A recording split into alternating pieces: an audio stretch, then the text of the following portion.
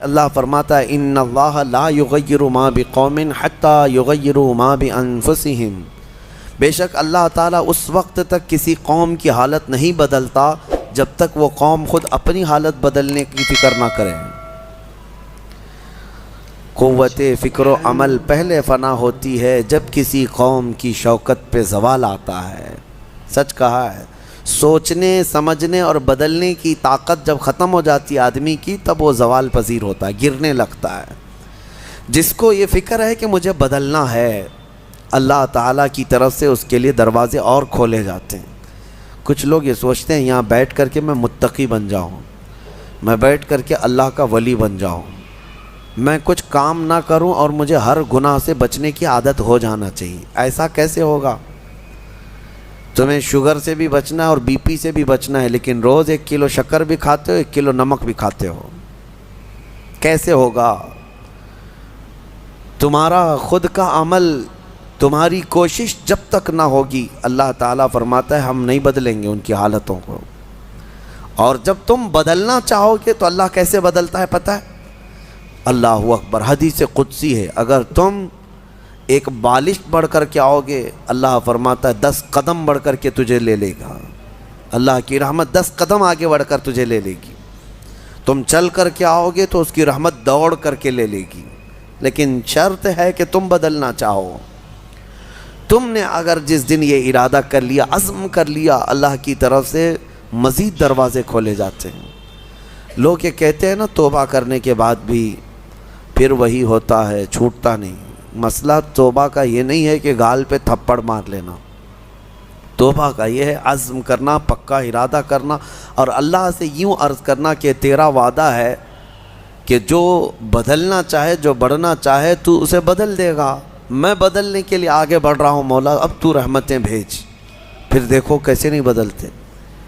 اللہ تمہیں توبہ پر دوام عطا کرے گا، پھر کبھی بھی قدم پھسلے گا اللہ تمہارے لیے مدد نازل فرمائے گا۔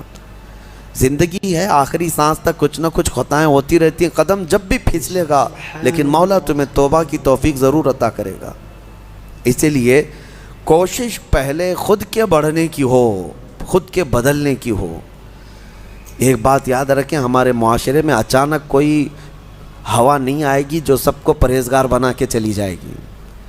ہمارے محلے میں کبھی ایسی بارش نہیں ہو جائے گی کہ اس بارش میں جتنے بھیگ جائیں گے سب اللہ کے ولی بن جائیں گے، نہیں، پرٹیکولر ہر ایک کو بدلنے کی کوشش کرنی ہوگی، تبھی انقلاب آتا ہے۔ ایک ایک آدمی بدلنے کی سوچے اور پھر دیکھے انقلاب آتا ہے۔ ریولیوشن یوں ہی آتا ہے، لوگوں کی چینجنگ سے آتا ہے۔ میں آپ کو بتاؤں، بدلنا چاہے تو اللہ تعالیٰ کیسے بدلتا ہے۔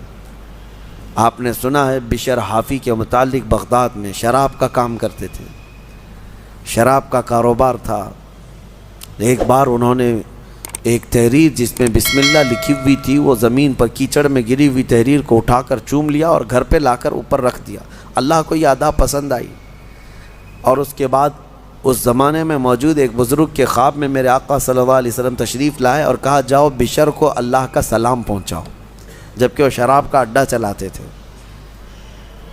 تو اس بزرگ نے یہ سوچا کہ میرا یہ وہم ہوگا، 3 دن مسلسل خواب دیکھا، اس کے بعد آ کر کے بشر سے کہا اے بشر مجھے نہیں معلوم، لیکن مسلسل 3 راتوں سے میں خواب میں رسول اللہ کو دیکھ رہا ہوں، اللہ کی طرف سے تجھے سلام پہنچانے کا حکم فرما رہے تھے۔ تو مسلمان لیکن بھٹکے ہوئے، راستہ چینج تھا۔ اسی وقت اپنے شراب خانے سے باہر نکلے، چیخ مار کر کی یوں عرض کرنے لگے مولا تو یقیناً رحیم و کریم ہے، ستار ہے، ایک بسم اللہ کے ٹکڑے کی میں نے عظمت کی اور تو رب العالمین مجھے سلام بھیجتا ہے، لیکن اتنا ہی نہیں کہ ایک سلام آیا اور پھر اس کے بعد اپنا دھندا چلتا رہا۔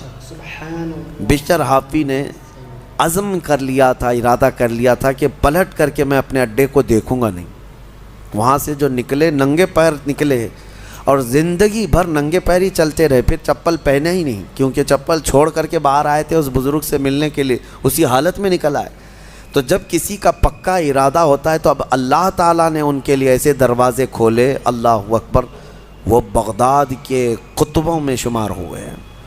قطب الاقطاب تھے، اللہ کے ولیوں میں تھے. اور حد تو یہ ہے کہ ایک بزرگ نے دیکھا بغداد میں ایک کتے نے راستے پر پیشاب کیا ہے، پخانہ کیا شہر کے راستے پہ. اس بزرگ نے فرمایا جاؤ دیکھو آج بشر حافی کا انتقال ہو گیا ہوگا. تو لوگ جا کر کے معلوم کیے تو صحیح میں اسی دن حضرت بشر حافی کا انتقال ہوا تھا. اس بزرگ سے پوچھا گیا آپ کو کیسے خبر ہوئی؟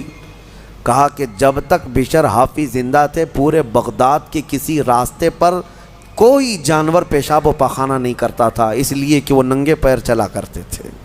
اللہ نے ہر راستے کو ان کے لیے پاک کر رکھا تھا. یہ ہے رحمت الہی. جب بدلنا چاہے بندہ، مولا اس کے پیروں کو بھی چلنے کے لیے پاک راستے عطا کرتا ہے. میرے عزیزو، اسی لیے اعلیٰ حضرت نے ترجمہ بھی کیا اہدنا الصراط المستقیم کا.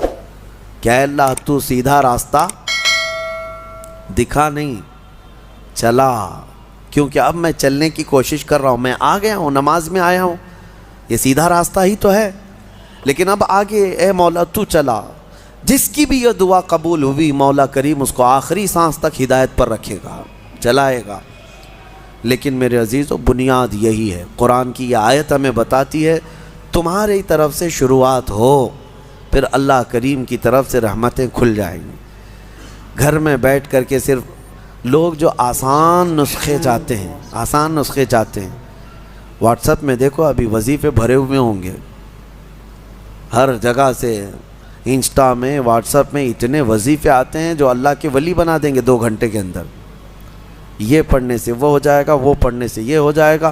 دوسروں کا مال کھاتے رہو اور وظیفے کرتے رہو، لوگوں کو ٹوپی ڈالتے رہو اور یہاں 100 وظیفے پڑھتے رہو. ان وظیفوں کا اثر نہیں ہوگا. تمہارے اندر سے تبدیلی ہو. حرام کھا کر کے تم 1000 بار بھی پڑھتے رہو تو تمہاری زبان سے کوئی جملہ آسمان تک نہیں جائے گا. تمہیں ان تمام چیزوں کو چھوڑ کر کے پھر دیکھو. آپ کو پتہ ہے محبوب الہی رحمۃ اللہ علیہ کے پاس ایک شخص آیا، کہا میری بیٹی کی شادی ہونی ہے، کچھ دے دیجئے.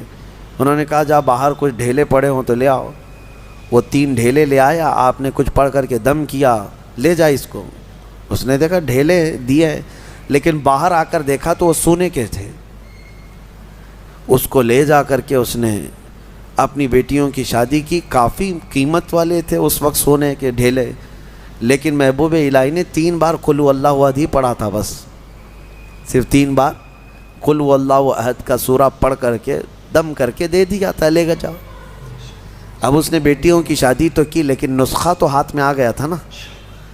گھر میں بہت سارے ڈھیلے جمع کر لیا، بہت سارے پتھر اور اینٹ بھی لا کر کے بیٹھا اور رات میں قل هو اللہ احد پڑھنے لگ گیا. 3 بار تو چھوڑو، 100 بار ہو گئے. آنکھ کھول کر کے دیکھتا تھا وہ ڈھیلا ہی تھا، بدلتا ہی نہیں تھا. 1000 بار ہو گیا سورہ اخلاص، 1000 بار کے بعد بھی وہ ڈھیلے ویسی رہے. وہ دوسرے دن اٹھ کر کے آیا اور سوچا کہ پتہ نہیں اور کیا پڑھے تھے. پوچھا محبوب الہی سے کہ آپ کیا پڑھ کر کے مجھے دیے تھے؟ کہا 3 بار قل هو اللہ احد کا سورہ پڑھ کے دیا تھا. کہا میں 1000 بار پڑھا، ابھی بھی ڈھیلا ہی ہے. تب آپ نے فرمایا تھا تیری زبان اور ہے، میری زبان اور ہے. اللہ کریم اس کے ان بندوں کی ہر بات کی لاج رکھتا ہے جو اس کے لیے بدل جاتے ہیں، اس کے لیے چھوڑ دیتے ہیں ہر چیزیں. یقیناً آج آپ کے لیے بھی بہت ساری ہیں دعائیں آپ کی مستجاب ہوں گی، اللہ آپ کی زبان میں اثر عطا کرے گا. اس کے لیے کچھ چیزیں چھوڑنے کی کوشش کرو. اس کے لیے کچھ نہیں بلکہ بہت ساری چیزیں چھوڑنا ہے. حرام چھوڑنا میں آپ کو بتاؤں یہ تو مسلمان کے لیے فرض ہے. بعض لوگ یہ کہتے ہیں میں شراب نہیں پیتا، پرہیزگار آدمی ہے. چوری نہیں کرتا، پرہیزگار آدمی ہے.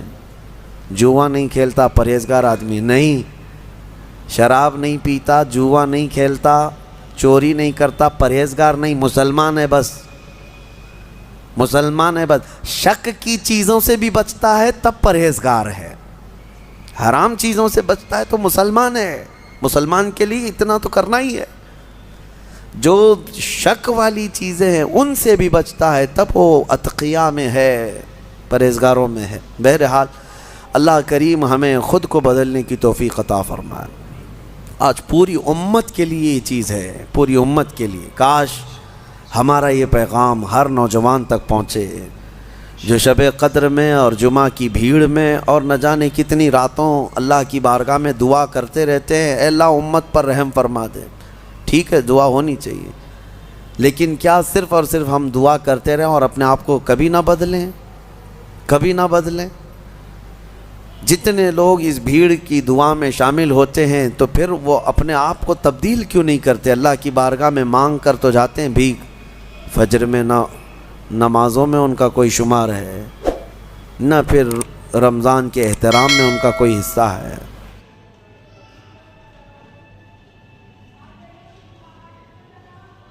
بے شک۔